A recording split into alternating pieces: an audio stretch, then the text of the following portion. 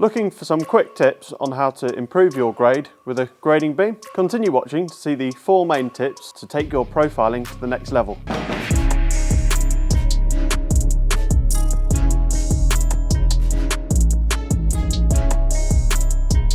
Tip number 1 is to keep your grading beam level. It's crucial to keep your grading beam on a level position when grading, as if the attachment is tilted forward or backwards in use, then the fins or the edges will dig into the surface of the material you're grading. This will in turn cause an uneven grade, as there'll be hills and valleys in the surface. Although this tip sounds simple, keeping your grading beam level to the surface ensures a much smoother and accurate finish to the job. Tip number 2 is to set the height of your grading beam before use. If you're having trouble achieving a level grade, set the grading beam to the height that you desire and track back and forth to grade the surface that you're on. This technique is excellent for creating a consistent level across the surface area and also controlling the pressure on the ground to compact the material. This tip is also great for people who are new to using a grading beam on their excavator. However, this technique is preferred for the final finishing of the area that you're grading. Using this approach during the initial spreading of the material that you're wanting to grade can cause problems with the material backing up on the grading beam. This is because the material will spill over onto your graded area. Tip number 3 is to level small amounts at one time. One common mistake is to use the grading beam to level out too much material in one go. Like mentioned in the previous tip, this can cause the material to build up and overflow off your grading beam and cause an uneven grade. The simple way to avoid this is to work in small, manageable sections. Ultimately, moving less material at one time gives you greater control and prevents overflow. Tip number 4 is to apply a downward